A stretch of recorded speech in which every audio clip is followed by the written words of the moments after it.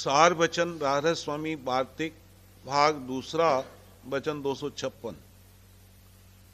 जो कि बिचौलिया होते हैं वह सगाई और शादी कराकर स्त्री और पुरुष को मिला देते हैं और उस स्त्री को समझाते हैं कि देख, तू सिवाय अपने पति के और किसी से प्रीत मत करियो और हमसे भी इतनी ही प्रीत रख कि जैसे औरों से बरतती है। इसी तरह गुरु नानक और पिछले संत हुए कि उन्होंने बिचौलिया का काम किया, यानी अपने वचन और ग्रंथों में लिख गए हैं कि पूरे सदगुरु का खोज करके उनकी शरण पड़ो। जिन्होंने उनके वचन माने और सदगुरु पूरा खोज कर उनकी शरण ली, उनको चाहिए कि अब सतगुरु को ही अपना मालिक और पति समझें। वचन 257। जीव को चाहिए कि हमेशा सदगुरु की कृपा और उनकी दया को ख्याल में रखे और विचारे कि सदगुरु ने कैसे 84 से बचाया है और कर्म और भर्म काटे, यानी तीर्थों और व्रतों से अलग किया और भटकना से छुड़ाया और शब्द मार्ग सच्चा दृढ़ाया। तब उसकी प्रीत सदगुरु से लगेगी और भ्रम नहीं उठेंगे। इस वास्ते हमेशा सदगुरु की दया और मेहर को चित्त में रखना जरूर है। वचन 258।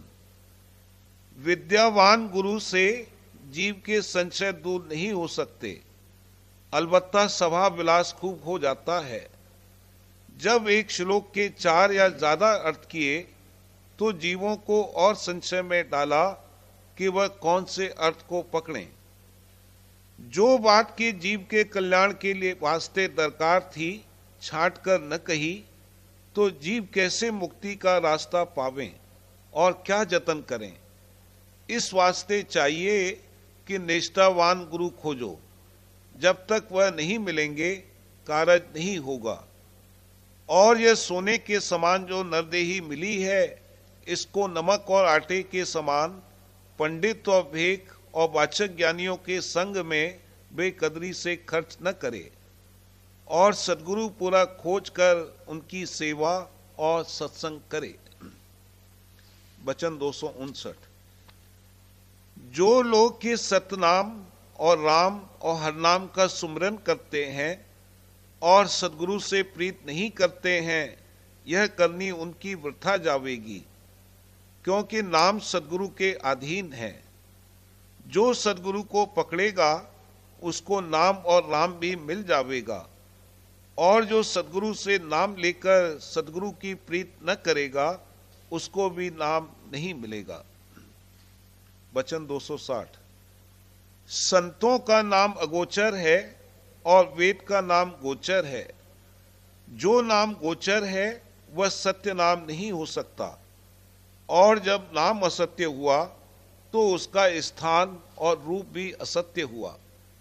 और संतों का नाम भी सत्य है और रूप व स्थान भी सत्य है, क्योंकि जो वर्णात्मक नाम है उसके आश्रय सफाई हो सकती है पर सूरत नहीं चढ़ सकती है, और ध्वन्यात्मक नाम के आश्रय सूरत पिंड से ब्रह्मांड को चढ़कर अपने निज स्थान यानी सत्य लोक में पहुंच सकती है।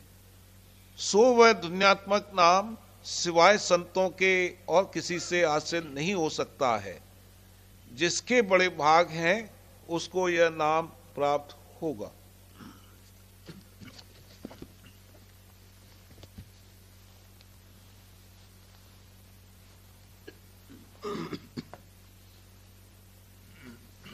बचन बाबूजी महाराज भाग तीसरा वचन नंबर 14।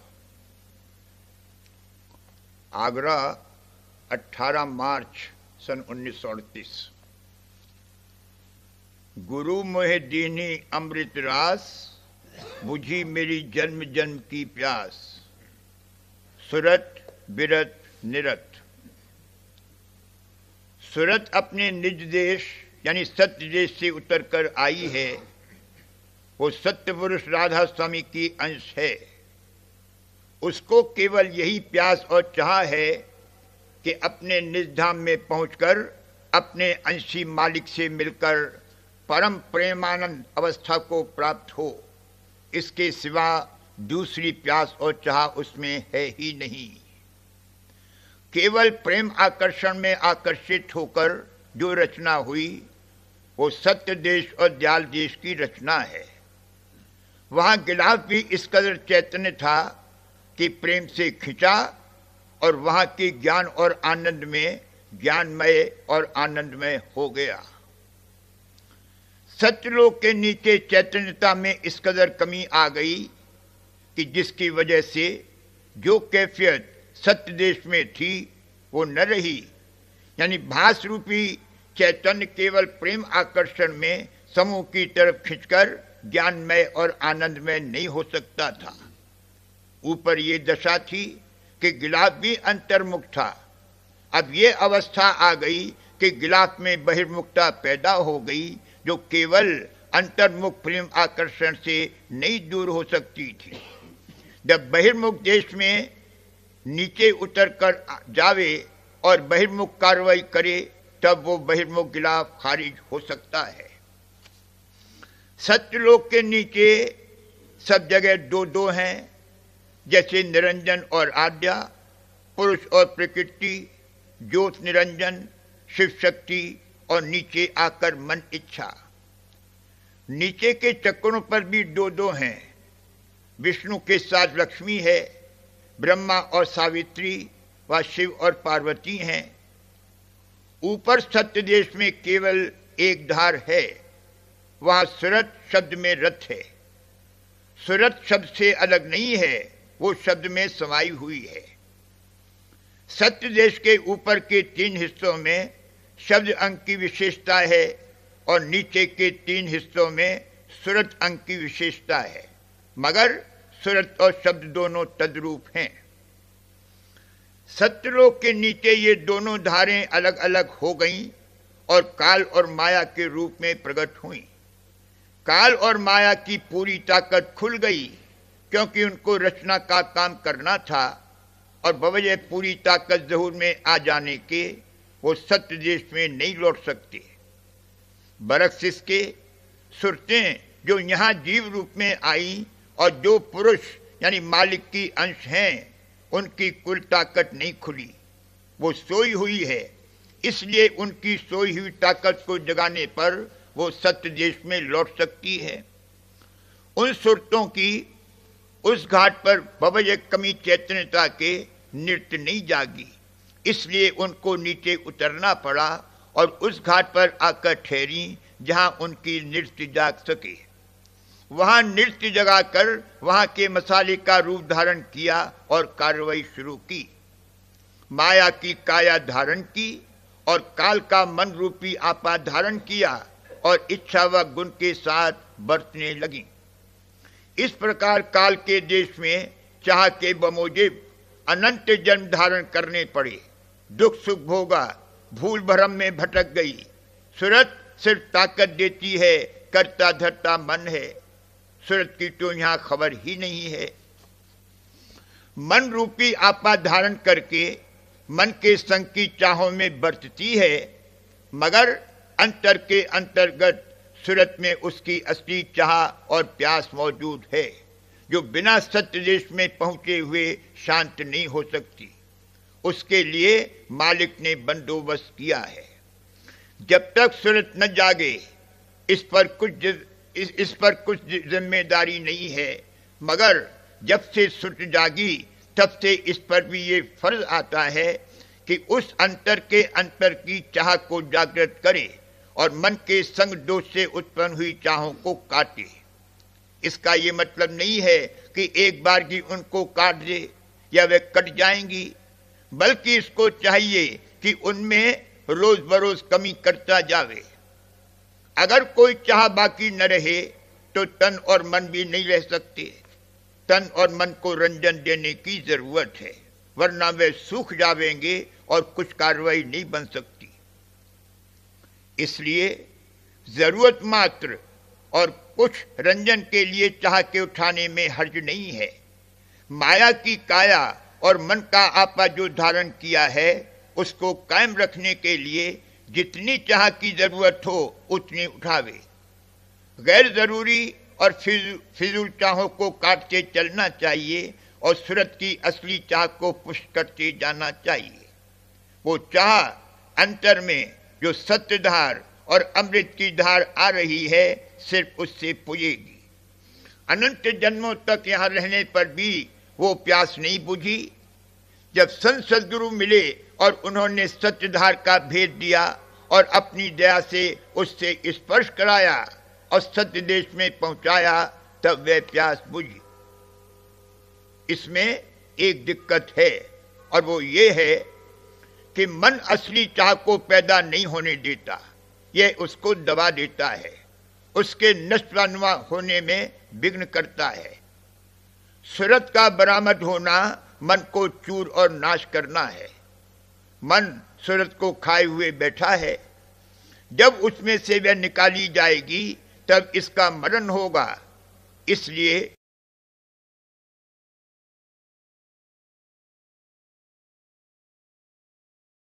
और ऐसी वैसी कार्रवाई को परमार्थ से नामजद करके वैसी ही समझौती दे देता है कि यही परमार्थ है, इसी कार्रवाई को करना चाहिए। मसलन बहुत लोग परोपकार को ही परमार्थ समझते हैं। उनका कहना है कि और कुछ करने की जरूरत नहीं है, मालिक परोपकारी है, इसलिए परोपकार करना ही परमार्थ है। उन लोगों को खबर नहीं है कि परोपकार किसको कहते हैं और क्या उसका रूप व अवधि है। 1 करोड़ रुपया बेईमानी से पैदा किया और लाख रुपया दान में दे दिया, इसका नाम परमार्थ और परोपकार नहीं है। मालिक का सारी रचना के साथ दया भाव है। उस दया भाव से और अंतर में जो दया की धार आ रही है, उससे मेला करके और कोमल चित्त होकर अगर कोई कार्रवाई की जावे, तब तो वह मालिक की सेवा और भक्ति है। कोमल चित्त दया मन धारो, परमार्थ का खोज लगाना। वरना सब अपनी मान बढ़ाई और गरज के लिए परोपकार करते हैं। नहीं कर्म होकर दान पुण्य करने वाला कोई बिरला ही होता है। इसी तरह तीरथ मूरत व्रत और पिछली कार्रवाइयां की जाती हैं, अब उनका समय नहीं है, विधि पूर्वक नहीं बन सकती, महज उनके ऊपरी अंग किए जाते हैं और वह भी लीक पिटाई के तौर पर, और लोग उसी को परमार्थ समझते हैं। ये सब काल और मन के विघ्न हैं। मन बड़ा धोखेबाज और दगाबाज है। अव्वल तो ये परमार्थ में लगने ही नहीं देता, और अगर परमार्थ की तरफ कुछ तवज्जो भी आई तो किसी टेक और पक्ष की कार्रवाई करने लगता है और उसी को परमार्थ जानता है। इसलिए चेतावनी दी जाती है कि मन की चौकीदारी करते रहो और हर वक्त इस बात की परख पहचान और जांच करते रहो कि मन क्या चाहता है। सत्य परमार्थ के सिवा जो भी चाहे हों, उनको बीन बीन कर निकालना चाहिए, तब सुर्त जागेगी। जब सुर्त मन के पेट से निकली तभी वह अपनाई गई। इससे पेशतर सब कार्रवाई जतन में दाखिल है। अपनाया तो तभी जाएगा जबकि सूरत न्यारी होगी। दूर की वस्तु मिली मोहे पास, छुटी तन मन से हुई निराश। बेशुमार सूर्यमंडल हैं और पिंड और ब्रह्मांड हैं जो एक एक ब्रह्म के अधीन हैं, और इस तरह के अनंत ब्रह्म हैं। ये सब रचना सत्यलोक के एक कोने में है, और अगम देश के नीचे की कुल रचना, जिसमें सत्यलोक और अलख लोक भी हैं, वो सिर्फ अगम लोक के देश के एक गोशे में पड़ी हैं। इस प्रकार कुल रचना किस कदर बड़ी होगी और निज धाम कितनी दूर होगा, कयास में नहीं आ सकता। ऐसी दूर की वस्तु यानी सत्यधार हर एक के घट में पास ही मौजूद है, मगर गुप्त है। अगर उससे अंतर में दरस परस नहीं कर सकते तो उसने देह स्वरूप धारण किया, यानी संत सद्गुरु, जिसको हम अपनी आंख बाहर की आंखों से भी देख सकते हैं, ये और भी पास है। इस पर भी हमको सत्संग में बुलाकर रखा और दर्शन दिए ये और भी ज्यादा पास है। इसकी क्या महिमा की जा सकती है। दूर से दूर की वस्तु पास ही में मिल गई। इस मसाफत को जिस कदर घट में अभ्यास करके तय किया जाएगा, उसी कदर घाट घाट पर रूप दर्शता जाएगा। यानी हर जगह गुरु और मालिक पास और साथ में ही रहेंगे, यहां तक कि निज धाम में पहुंचकर इसका रूप, गुरु का रूप और मालिक का रूप एक हो जाएगा। कहने का मतलब यह है कि दूर की वस्तु पास में ही मिली और मिलती जाएगी। हुई मैं राधा स्वामी चरणन दास, ज्ञानी और जोगी खोदे घास। पिंड धर यानी धरनी है, सत्य देश निज अधर है, यानी वो किसी के आधार पर नहीं है, स्वयं है। ब्रह्मांड भी धर ही है, वो किसी कदर वहां अधर का अंग है। धर यानी जमीन पर घास जमती है और बहुत हुआ तो कोई पौधा जम सकता है, फल वाला पेड़ तो ऊंचे लगता है। जोगी और ज्ञानी जो कि पिंड के नाके पर पहुंचे या ब्रह्मांड में भी पहुंचे तो वह धर ही पर ही रहे, और धर पर जो चीज जमती है वो यानी घास उनको मिली। घास उन्होंने काटी और घास ही खाई। अधर में अमृत है। राधा स्वामी जाल के निज दास और भक्त जो अधर में पहुंचे, उन्होंने अमृत पिया। सवाल, निरत किसको कहते हैं? जवाब, सुरत का रथ होने का अंग सुरत कहलाता है, और जब वह रथ है तब सुरत है। किसी घाट के रस में रत न होकर उससे अलग रहने का अंग विरत है, और उस घाट के रस को छोड़कर आगे चलाने वाला अंग निरत है। बिना निरत जागे आगे चलना नहीं हो सकता। ऊपर के घाटों की कौन कहे, अंतःकरण के घाट का ही रस और शक्ति प्राप्त करके उसमें रत हो जाएगा और समझेगा कि सब मिल गया, आगे नहीं चलेगा, वहीं अटक जाएगा। इसलिए निरत की जरूरत है। वह उसको वहां से हटाएगी और आगे चलाएगी। हर घाट पर बराबर निरत जागती जाएगी, जहां तक की जाग सकती है। सत्य देश में पहुंचकर सुरत, विरत, निरत तीनों एक हो जाएंगी। निरत जगाने के लिए गुरु स्वरूप की जरूरत है। गुरु स्वरूप इसको रत नहीं होने देगा, वो इसको आगे चलने के लिए उकसाएगा।